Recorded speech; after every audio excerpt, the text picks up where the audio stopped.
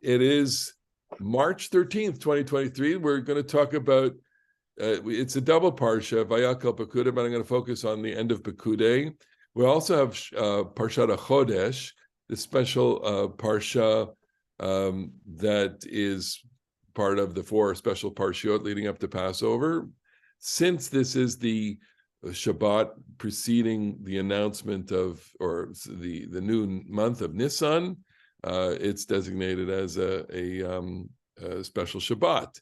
But I'm not going to talk about HaChodesh, and I'm not going to talk about Vayakhel, but I am going to talk about Pekudei, the end of the book of Shmot. I may be unusual in this, but I always feel a kind of emotional sense of exuberance at the end of this book, which is odd because it almost seems like the most boring material you can imagine. But my goal here is to demonstrate that within the most boring recitation of information lies some of the most exuberant material that I think is in the Bible. And the very fact that whoever edited the Bible, the Torah, and here, in our class, we use this language, that the Torah comes to us, after a process, saw fit to it that, a good chunk of it, and I don't remember the exact percentage of it, but when you think about, 5 parshas, more or less, dealing with the construction of the tabernacle, the instructions for the construction of the tabernacle, and then the account of the construction, and all the things that went into the construction of the tabernacle. 5 parshiot out of 50 something parshas in the Torah. That's, fully 1/10 of the Torah deals with it. Well, I make the point of, the creation of the universe is only 1 chapter within 1 parsha, okay? Of the, how many parshas, how many paraks, how many chapters in the Torah is about 250. So 1 out of 250 deals with the creation of the world, but 1/10 of the Torah deals with the sanctuary. So the editors saw fit for that. And so you kind of have to ask, well, why? And so the obvious reason is, well, because this was central to their understanding of God's place in their life. And then, of course, if we want to follow the history of the Bible as a book, that it becomes central to their memory, that the Bible represents what the Jewish people after their exile wants to maintain in their memory. And what they want to maintain in their memory is the place of the sanctuary.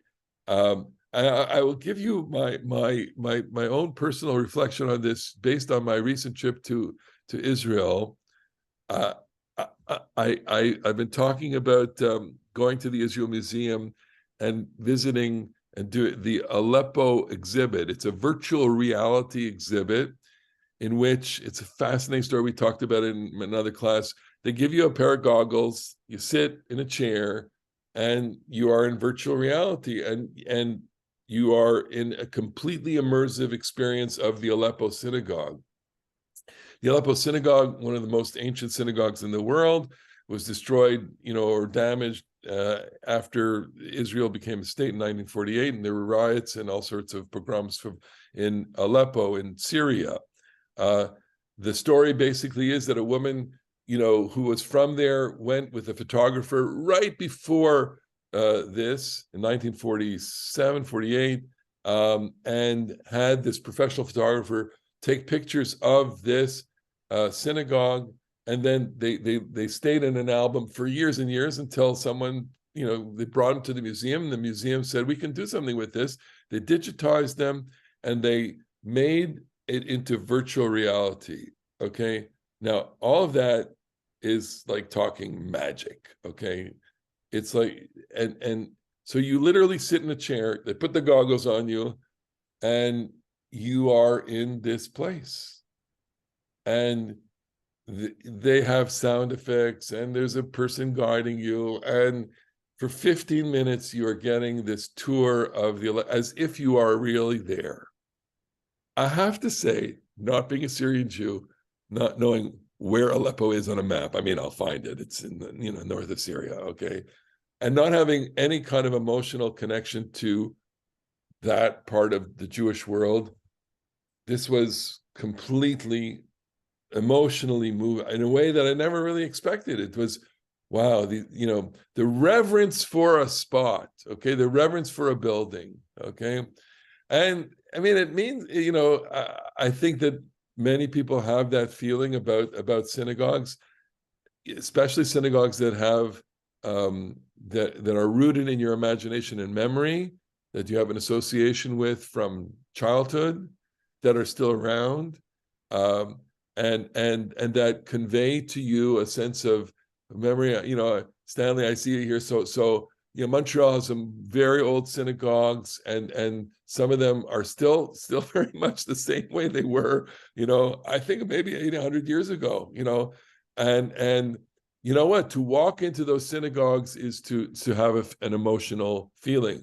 I know how it is, when we do the trips to Europe, and I've only been twice to Poland and to the old synagogues in Galicia, and you walk in and there's a palpable feeling of, loss because of what was there. Of course, that's our experience of it.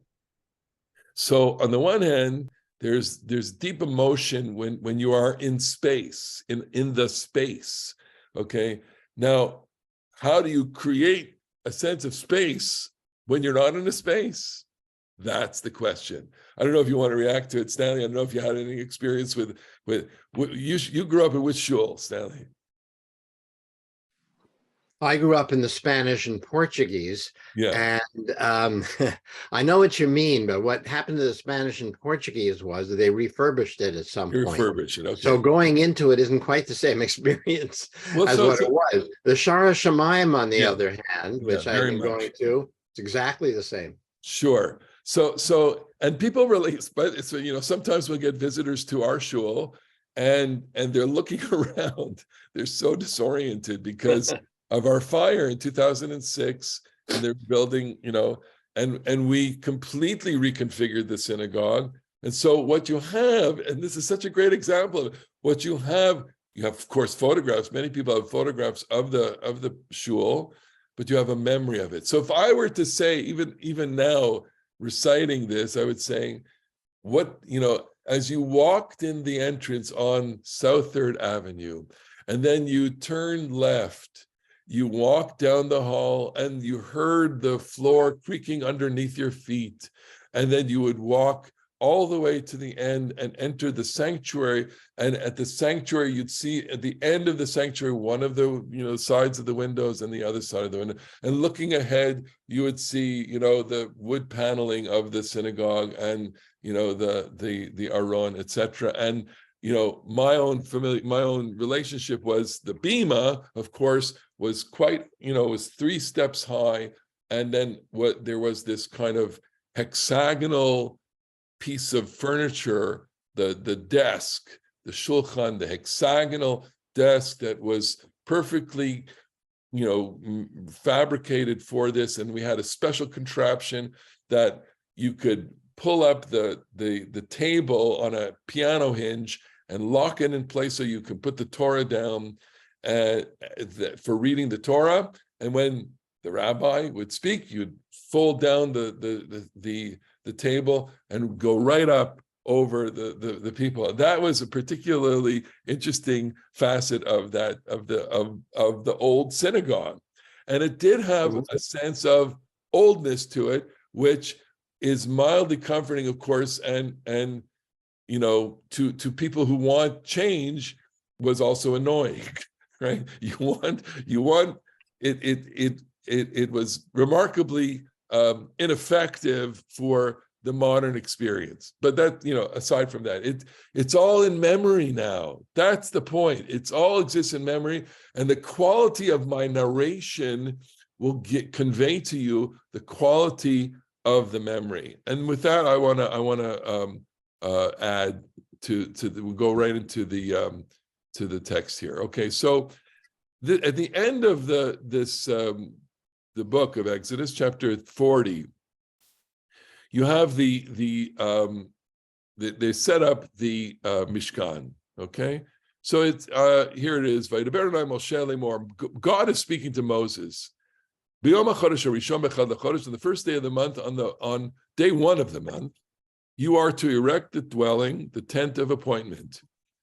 You are to place there the coffer of the testimony, and you are to screen the coffer with the curtain. V'samta sham et aron haidut v'sakota al aron haparochet.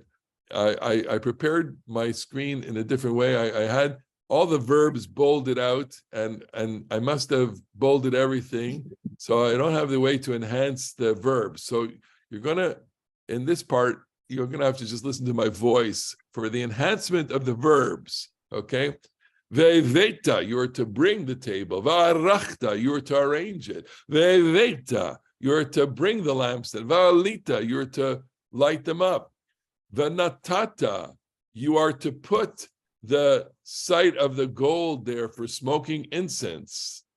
Before the kaves samta, you are to place the screen. V'natata, you are to put the altar for offering up before the entrance of the dwelling. V'natata, you are to put the basin between the tent of appointment and the altar, and you are to put water therein. V'natata shamayim. V'samta et hachatzer saviv, you are to place the courtyard around. V'natata, you are to put the screen. V'lakachta, take the oil, the anointing oil, and mashachta, anoint everything. V'kidashta, you are to sanctify. Umashachta, you are to anoint it. And you v'kidashta, hallow it. V'umashachta, you are to anoint the basin and its pedestal, and you are to hallow it. V'krafta, you're to bring Aaron near and all his sons to the entrance. V'rachatzta, you're to wash them. V'ilbashta, you're to clothe them. Umashachta, you're to anoint them. V'kidashta, and hallow them. And this is going on and on. V'ilbashta, clothe them. Mashachta, you anoint them, etc., etc. Okay, so I have a whole string of verbs here in this, and I'm going to say I'm tilting the class not in terms of dirges, but I'm going to tilt it in terms of exuberance. I read this, and it's an exuberant moment where God is saying to Moses, "Do this, do this, do this, do this, do this, do this, do this." Okay, and so here are all the verbs. And there's no color, there's no rhyme or reason to the color codes here. I just wanted to make it visually appealing because I got no videos to show you today. I had to make this as visually substantive as possible. So with regard to the ark, the Aron, the Samta V'Sakota, you put the tablets in and you cover it over. Okay, when the ark was moved around, they had to cover it. Okay. And then for the shulchan, again, 2 verbs. You bring it forward and you arrange it. For the menorah, 2 verbs. You bring it and you light on it. And then the golden altar, 1 verb. This v'natata. The masach, the screen, it's 1 verb. You place it. V'natata, the outer altar, you put there. The basin, 1 verb. V'natata. The samta, the outer courtyard. V'natata, the outer screen. V'lakachta. And then we have this whole stream of verb. So there is a pattern there that we could go into, but we're not going to go into it. It's all about putting oil on, anointing and sanctifying, anointing and sanctifying, anointing and sanctifying. And then when it came time to consecrating the Kohanim, you bring them forward, v'krafta, v'rachatzta, you wash them, v'ilbashta, you clothe them, umashachta, you anoint them, v'kidashta, you sanctify them, v'ilbashta, you put on, for the Kohen Gadol, you put on, umashachta, you anoint him, kasher mashachta, as you anointed Aaron. Okay, So I read this and I go, isn't this interesting? Isn't this interesting? There are 28 verbs here. What's up with that? Okay, well, 28 verbs is 4 times 7. 7 is the magic number in the Bible. Well, it shouldn't surprise us that we have a multiple of 7 acts here in the establishment of the sanctuary, right?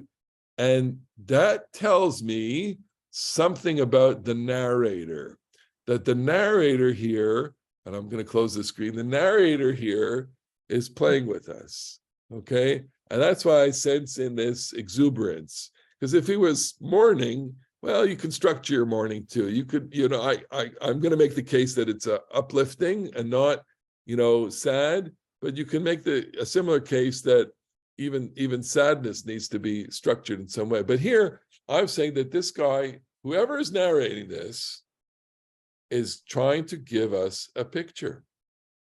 And he's not going to draw it for us. He's going to tell it to us. And he's going to tell it to us, most likely, so that we will remember it. Because you carry this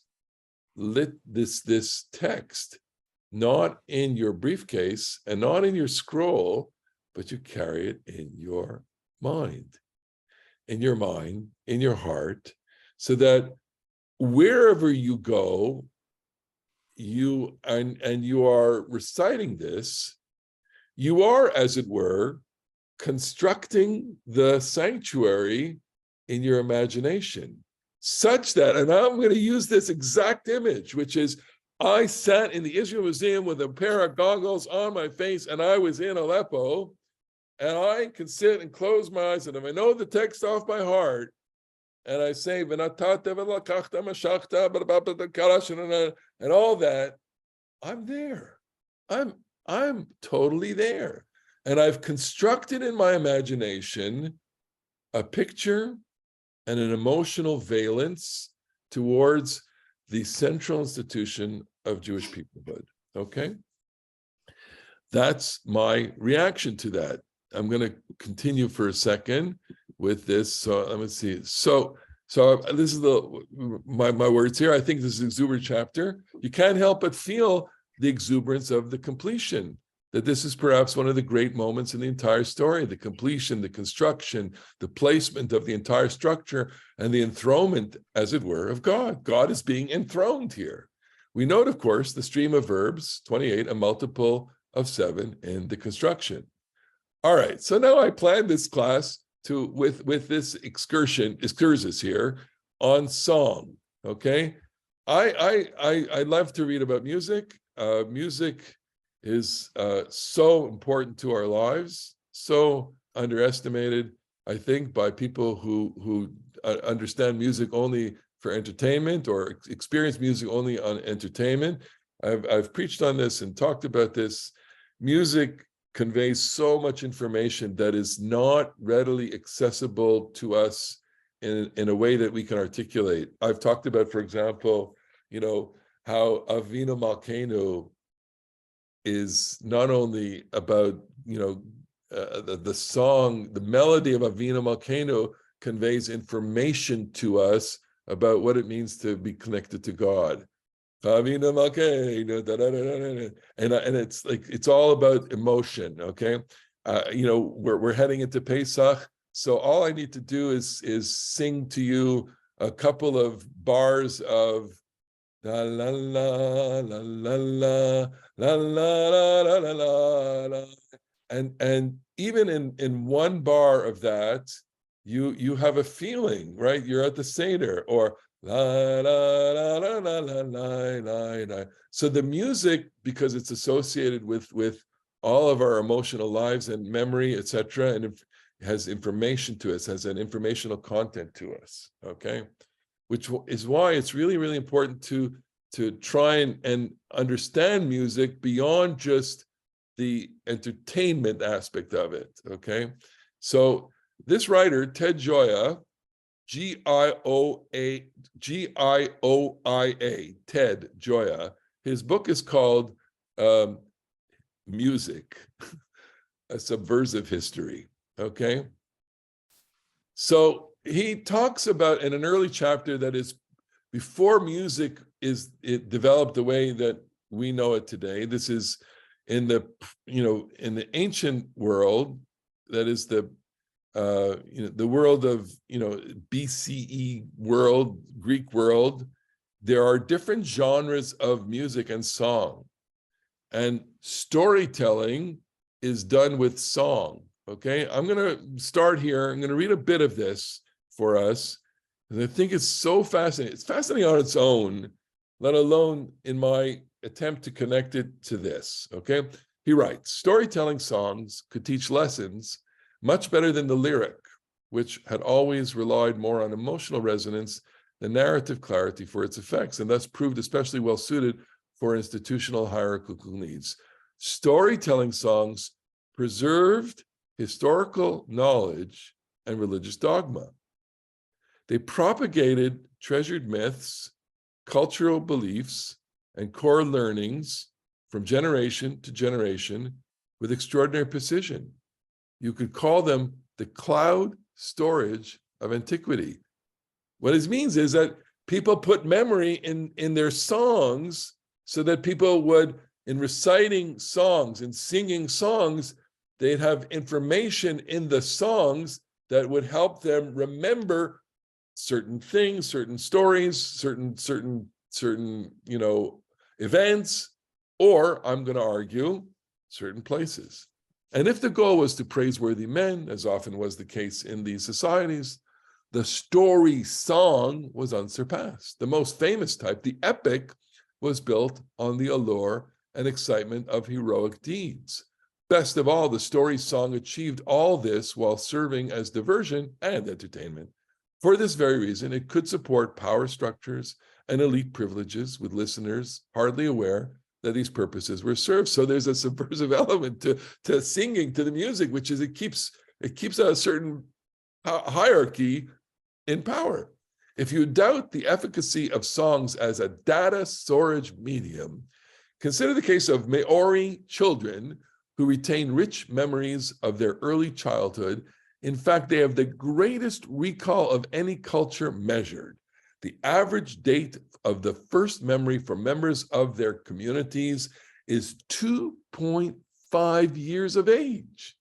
But when these individuals are questioned about the details of their oldest memories, they tend to describe them in different ways from people of other cultures. Maori are far more likely to connect these recollections to family stories and less likely to refer to photographs and memorabilia. Mothers often tell children their birth story, in which the arrival of a new member of the family is turned into a narrative. In this way, even an individual's sense of personal identity is grounded in storytelling. Other prominent incidents, such as trips and outings, are also preserved in this way, not as images in a scrapbook, but as part of the established lore of the family unit. Long after visual memories fade, the oral, A-U-R, oral memories, the sound memories of a heard or sung tale remain. It is hard to escape the conclusion that storytelling shapes our brains in ways that even powerful images, such as home movies, family portraits, cannot match. Fieldwork in surviving hunter-gatherer societies tells us that storytelling skills are among the most prized talents in these communities. When anthropologist Andrea Migliano surveyed 300 members of the Agta, a group of hunter-gatherers in the Philippines, she asked each individual to pick 5 members of their society that they would most want to live with. She expected that they would prefer the most skilled in hunting or with the greatest physical strength, or perhaps with the most detailed medical knowledge. In fact, she learned that the Agta valued storytelling above all other skills. She concluded that these stories were more than just entertaining tales, but were key contributors to the survival and functional capabilities of the group. An old adage tells us that a picture is worth 1,000 words, yet in terms of our personal development, the words seem to have the more lasting impact, but only if they are embedded in a tale. The ability of tribal elders to remember long stories has been widely documented, but their skill in preserving scientific knowledge is just as impressive, if less well known. When members of the Navajo tribe collaborated with zoologists in classifying the insects in their native territories, they drew on their songs and folklore in providing descriptions of over 700 species. The Hanuno tribe on the island of Mindoro in the Philippines proved far more skilled at identifying plants than the trained botanist who collaborated with them. They eventually classified 1,625 plants and provided in-depth information on their medicinal properties and suitability as food. The Matsis, who reside in the Amazonian rainforest on the frontier between Brazil and Peru, recently decided they should document their collective memories of traditional medicine in print, a process that resulted in a 500-page encyclopedia. Although these communities are separated by thousands of miles, they rely on a surprisingly similar set of cultural tools to preserve their accumulated knowledge. Songs are a key part of this process. An Aboriginal elder might know 1,000 songs, notes researcher Lynn Kelly. Songs must encode every landscape feature and every resource, not just the plants and animals. Elders need to know where to find flint and obsidian, salt and ochre, while the ability to navigate across terrain with no roads that often appears the same in all directions is critical to collecting these resources and to trading them. The leading experts on memory dating back to ancient times have noted the power of connecting facts to physical locations, whether real or imagined, a technique that worked back in the 16th century for Jesuit missionary Matteo Ricci, whom many considered a wizard because of his ability to recall lengthy texts and word lists, which he could also recite in reverse order if requested via his memory palace technique. This method is still the foundational mnemonic trick for 8-time world memory champion Dominic O'Brien in the current day. All modern memory champions use the same method, Kelly notes, as no more effective method has been found. And last, the combination of songs and physical milestones is especially powerful in storing information, but mystifying to outsiders unaware of the power of this technique. So you get my point here. I'm going to just stop the share here for a second, okay? My point is that back to me. My point is that the information here, there's a lot of information. You saw how there's a whole string of verbs here. The verbs are highly structured. The verbs tell a story. The story is the story of putting it all together. And so I don't have the music for it. And if I were a little more talented musically, I might want to compose it. Or for the sake of the argument here, I'll just invent something on the spot, okay? So it goes like this. So my thing is like this. Is the description of the construction of the Mishkan a song that was lost? Question. Maybe it was. Maybe there's a song here, okay? So it goes on. Vayas Moshe kechol asher tziva Adonai oto ken asa. All right. So now we're continuing in the paragraph. It said, this is what he did. The first part of the chapter is and now here he's doing it. It was in the first month, in the second year, in the first day of the month, the dwelling was erected. Vayakhel Moshe Mishkan, Vayiten Erona, Vaysem et Kashav, Vayiten et Bricha, Vaykam, Vayakam et Namudav, Vayifros et Ha'ohel ala Mishkan, Vayasem et Nichse Ha'ohel alav milmala, Kasher tziva Adonai et Moshe, Vayikach Vayiten et Haidut ala Aaron, Vayasem et Abadim al Aaron, vayiten et kaporet al Aaron milmala, vayave et Aaron אל המשכן, וישם את פרוכת המסך, ויסך על ארון העדות, כאשר ציווה אדוני את משה. וייתן את השולחן באוהל מועד, הירך המשכן צפונה מחוץ לפרוכת, ויערוך עליו ערך לחם לפני אדוני, כאשר ציווה אדוני את משה. And this goes on and on and on, okay? And notice, because I've put out here, I've highlighted here the verbs. And we have Vayasem, Vayiten, Vayave, Vayasem, Vayaseh, Kasher Tziva Adonai et Moshe.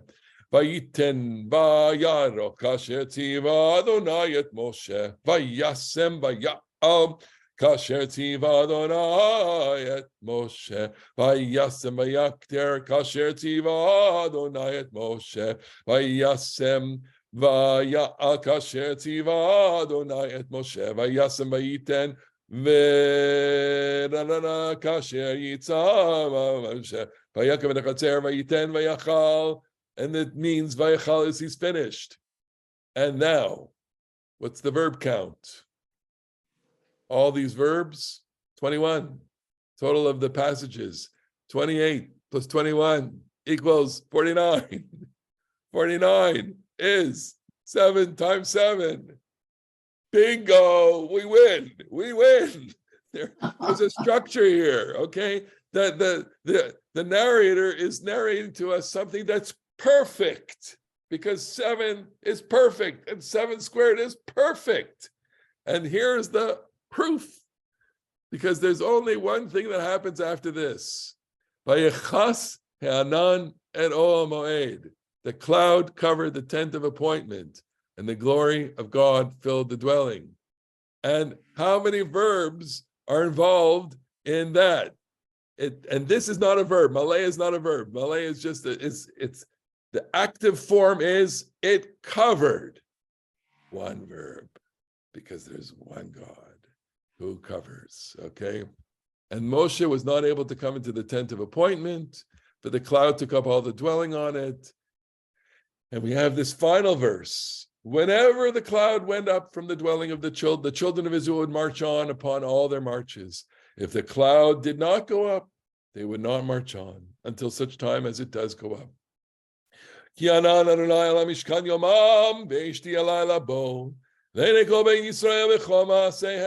the cloud of God was over the dwelling by day, and fire would be by night in it, before the eyes of all the house of Israel, upon all their marches. Chazak, chazak, v'nit. And that's how the book ends. The book ends with this picture of the cloud covering over the Mishkan. So I think this is exuberance. This is a song. I don't have the music for it. I can invent the music for it, but I don't necessarily, I wish I had it, but what I've constructed here is a way of entering into the imaginary life of our ancestors who are constructing in their imagination the portable Mishkan. This is the point. It's not in existence, but it's wherever we go in our imaginations. So we have one verb for God's cloud, one verb that says it all. Here's the point. Everything is assembled in an orderly fashion. Moses himself is the person who assembles it, notwithstanding the gargantuan task it would have been to any single individual. Get a series of pictures in our minds of how this is put together and all the 7 stages, perhaps a song. So now what do we make out of the fact that the cloud fills the tent and that Moses can't enter it? Is that a good thing or a bad thing? Do you have places where Moses enters the cloud? At Sinai he does. Moses enters the Arafel, which is the cloud, explicitly. Moses goes up the mountain and the cloud comes down and covers the mountain. God calls Moses from the midst of the cloud. So these are different examples of where Moses is in the cloud. But Moses would go into his tent and the cloud would appear at the entrance of the tent, but not in the tent. God descends in a cloud and is present with him there. What does it mean? At Sinai, and when God reveals his compassion to Moses, Moses is able to abide in the cloud. Here he is not able to do so. This is the moment when he has to be outside. Will there ever be a moment that he can abide in the cloud again? Not sure. We'll have to keep that in mind. But it's interesting to note that at the moment of completion, there is a missing piece. The tent is God's, and no one else can abide there. It wouldn't work otherwise. It would make Moses into a god, or it would mean that God is not other, that is different from Moses. Why is the end of Shemot exuberant? Because we're ready. It seems that the crisis is behind us, and I'll talk about that in a second. The despair of enslavement, the joy of redemption have happened. There is a sense of promise that people have been forgiven for their grave crime and their grumblings. The sanctuary is ready and set to go. We don't want to go back, and we also don't want exactly to go forward. We want to linger in this perfect moment that is just about as perfect as it can get. Everything is new, and yet there are still echoes of the past in the sanctuary itself. After all, the tablets in the ark, they're the second tablet, not the first tablet. The first tablet, the Midrash tells us that the ark has the first tablets and the second tablets, right? And it's lovely in the sense that the relic of the catastrophe is what is carried with Israel also. I think that's such a profound message, and it's such a true human message, which is, as every single person here knows, you just don't emerge from a personal loss or catastrophe. You're lucky if you have a scar because you can see it, right? But most of us have the scar inside. You can't see it, okay? It's something very similar about the brokenness of the people after the events that we read last week, right? The golden calf. The memory of the brokenness is still in the ark.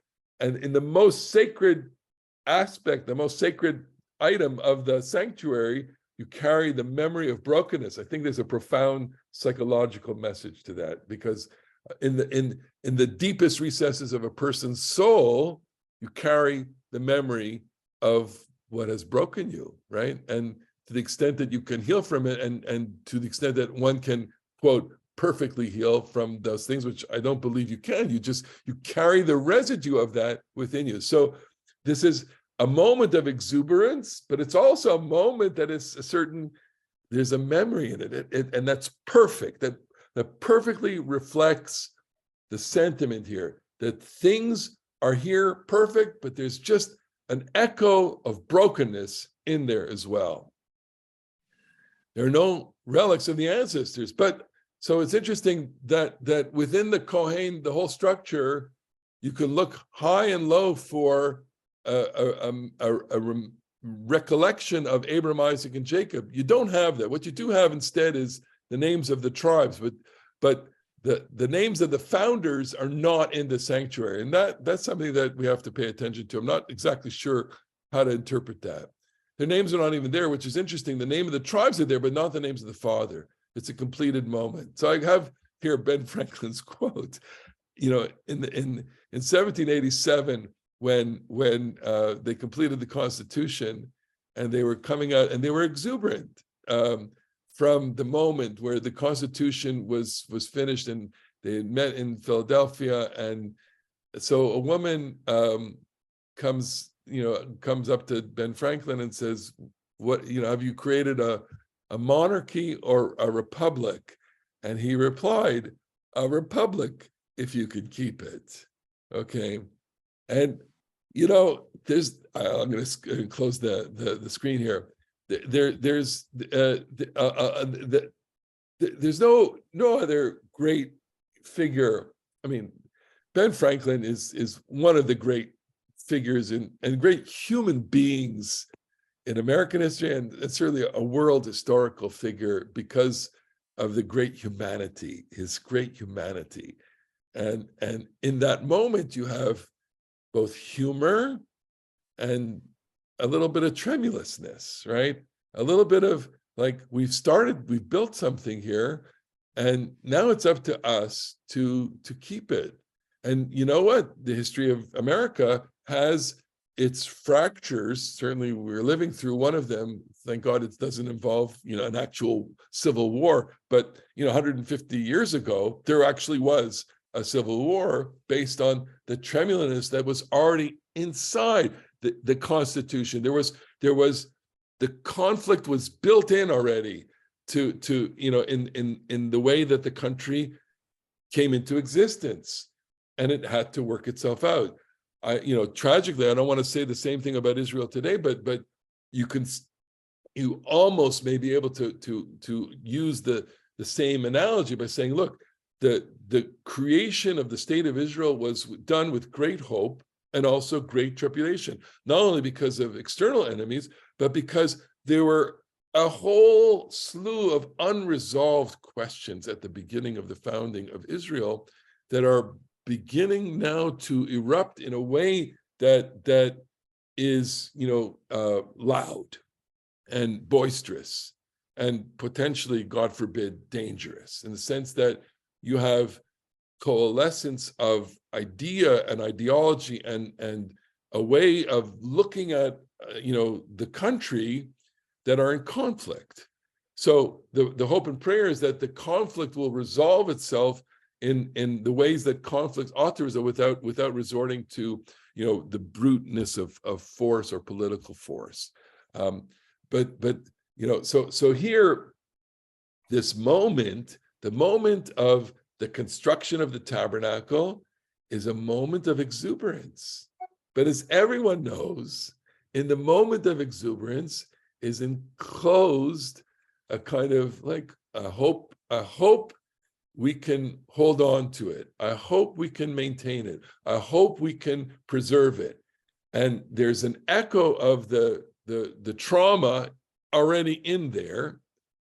And there will be other moments that happen as the story unfolds that kind of reflect that things break, things, the sanctuary is dedicated. I'm not giving you there's no spoiler here, but that on the 8th day of the dedication, a great catastrophe happens. And so this is part of the whole thing. Let me go back to my final line here, which has to do with how the difference between Genesis and Exodus. Genesis ends in a box, right? Joseph is buried in a coffin, basically, and they bury it and they leave it in Egypt. And so Genesis starts with the whole universe and ends in a tiny box in death. But Exodus ends in a journey, an open space of endless possibility, which is life.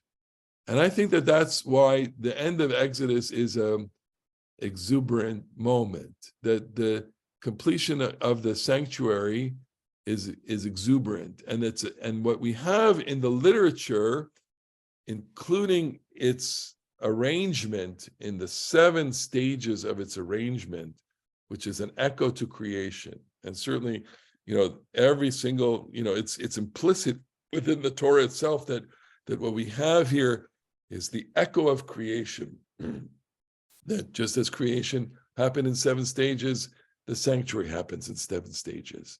And just that there in the cessation of creation, there is a moment of peace. Here, there's a moment of peace. In the creation, it's God's sanctification and blessing. Here, it's represented by the cloud coming in and nothing being able to coexist within that space. So I think it's worth celebrating and enjoying and being exuberant about it. And I'm open to your comments now. I know, Bob, you texted me a bunch of things here, so I don't know if you want to share that or if anybody else has some reactions to this.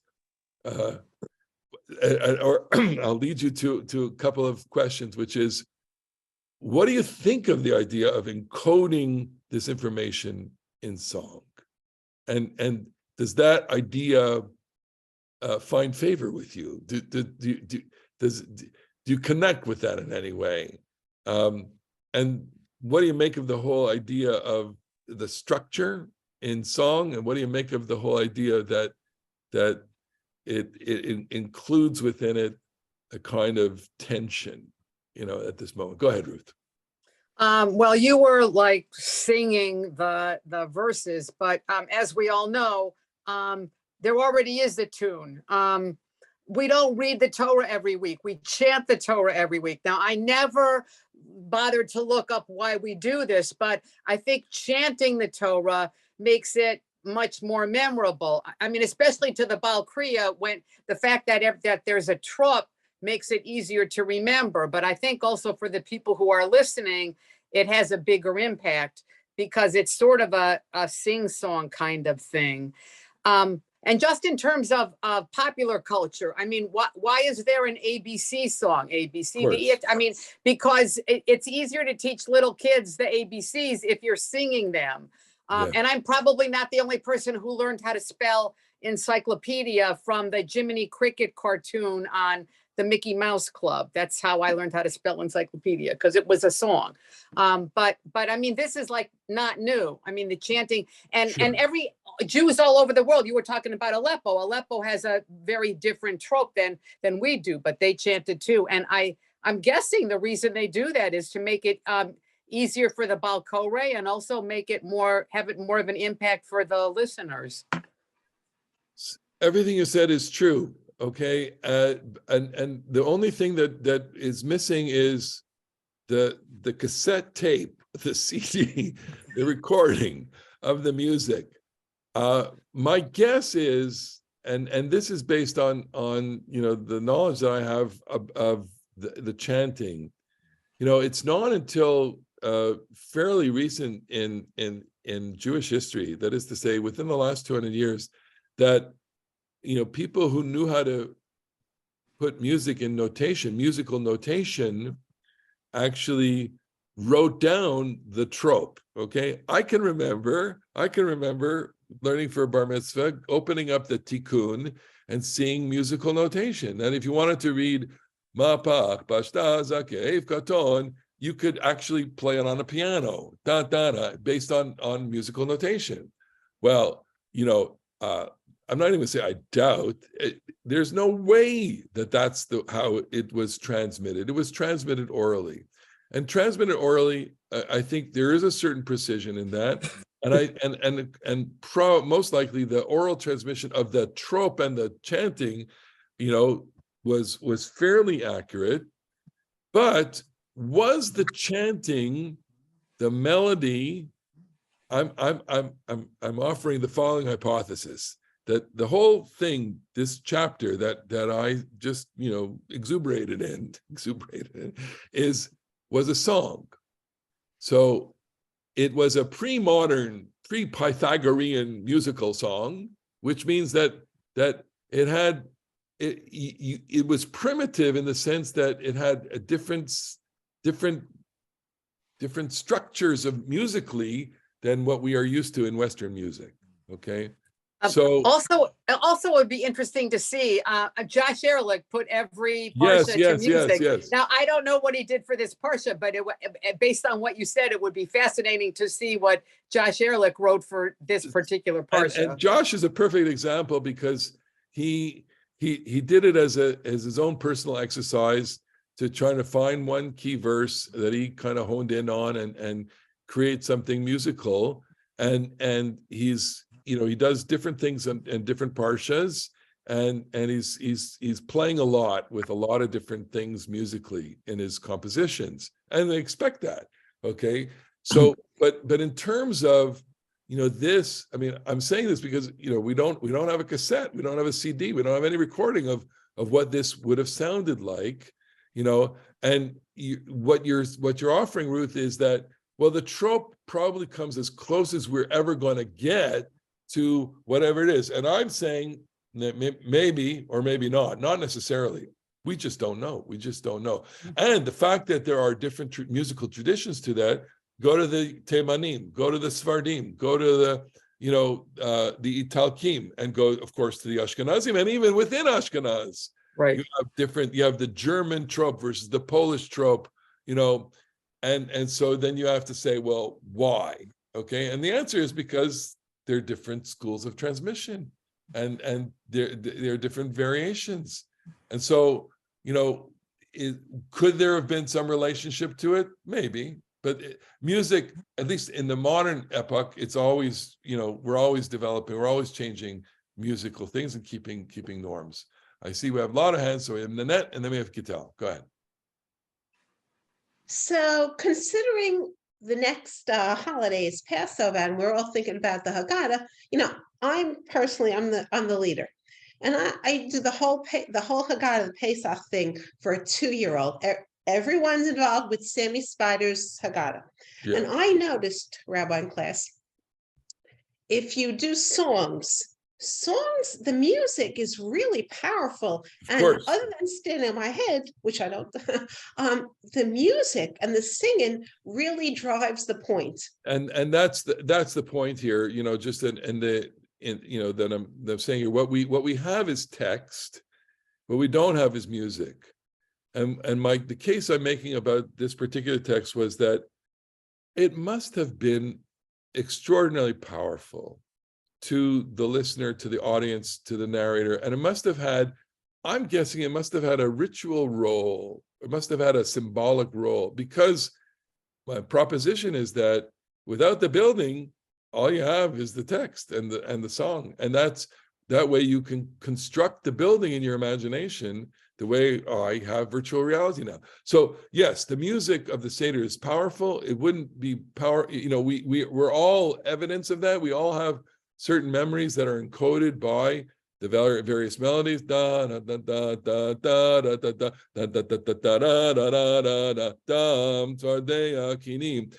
fact that I'm able to pull these things out of the air and it only tells you how powerful music is in encoding those memories for us. Gitel, go ahead. You have to unmute. Go ahead. Okay.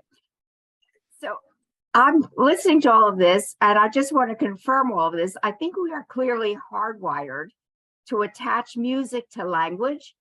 There is something that we use with aphasics called melodic intonation therapy to develop language and to help them recall words and to put together phrases again. Yes. So it's clear that this was known forever. I mean, we didn't just discover this now. We have always known that music and words go together. So it just supports everything that you're saying, that there had to be a reason for it. I think people understood this intuitively. They obviously didn't have a science on this.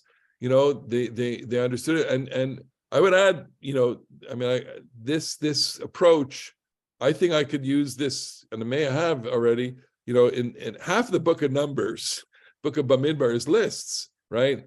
And like the list of the tribal chieftains coming up to give their offerings, right? It goes on and on and on and on and on. Why? Because there was music to it, because that encoded memory in it. And certainly the last poems, the Azish, the poem of the sea, the Song of Moses, the blessing of Jacob, and dozens of other passages in the Bible, which probably were epic melodies and songs to people. We have them now encoded in the chant. I think it's different. From the way it was transmitted. But what we have today, of course, is only the chant. Marlene, go ahead. I thought it was interesting that the tune you resorted to was one that builds and builds one thing on another, but ends up with God. Shiru Ladonai Shir Chadash. Sing to God a new song. We say it every day 15 times. Right. So I just borrowed Chad Gadya for my little song there, because Chad Gadya is so accessible to us as a But you didn't choose Twinkle Twinkle. No, of course not. Okay, but so Chad Gadya in the Jewish context is a formula song that you start off with Chad Gadya, and the first verse is 3 words, and the second verse is 5 words, and then and then it goes on and on and on and on until finally it's V'ata Kadosh Baruch Hu v'shachar l'shok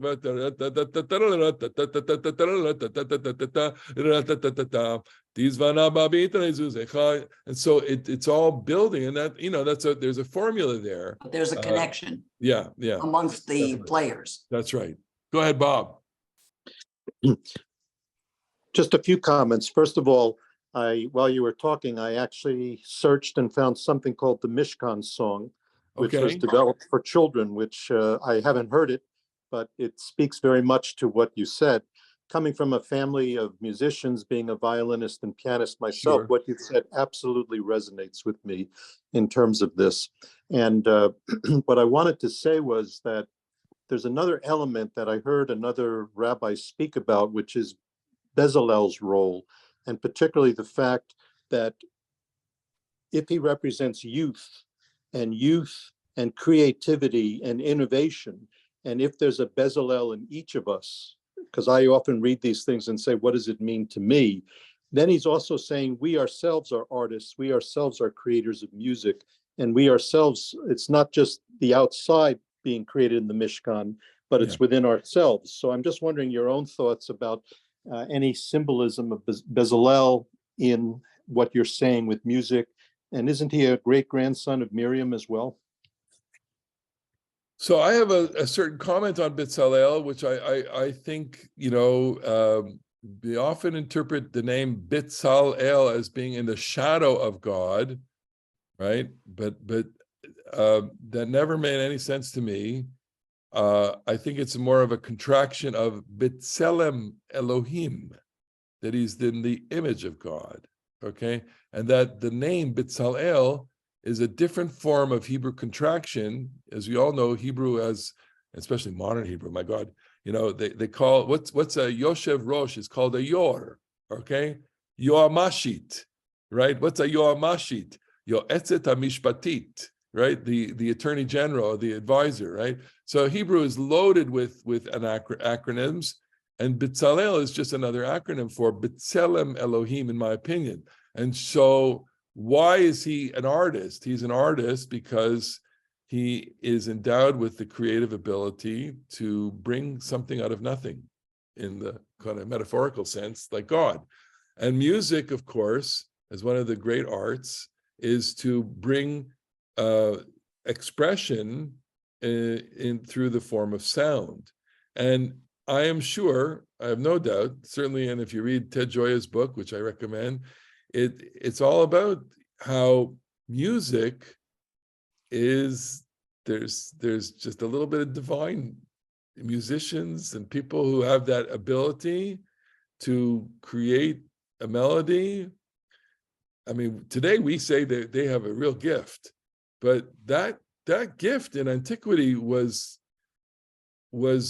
almost like supernatural. The people who were able to take a melody out of the ether and kind of just compose on the spot. And there are people who do that, by the way.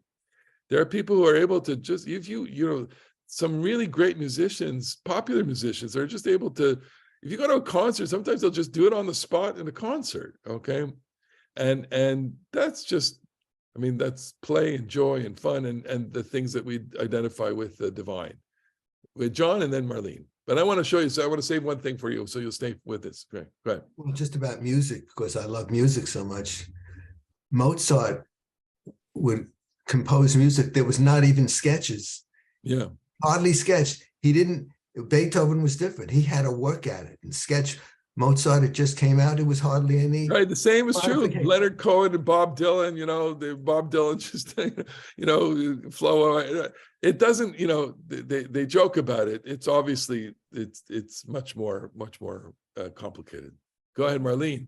Then there are the interpreters of the song, like B. Adler, who sang in a choir for our Makelat HaMerkaz. There you go. Okay. Here, I want to show you, I want to share with you a list song. This is called a list, not Franz Liszt, but a song with a list. This actually is in a Christian setting, but it's Bible. It's the composer's Arvo Part. Okay, I'm trying to be really fancy here. Okay, but listen to how beautiful this is. What he does is he's encoding the genealogy in the Christian setting of Jesus all the way back from Adam.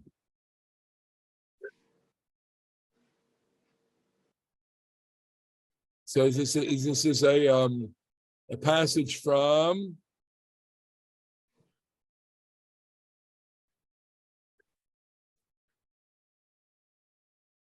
his lineage.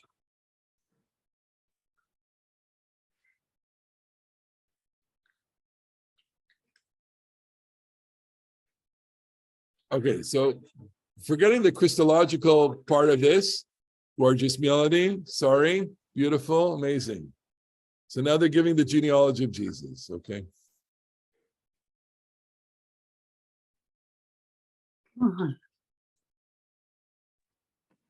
We can't hear anything. You can't hear We're not- anything. No. Sorry. How about now? No? Okay, forget that then. Sorry about that.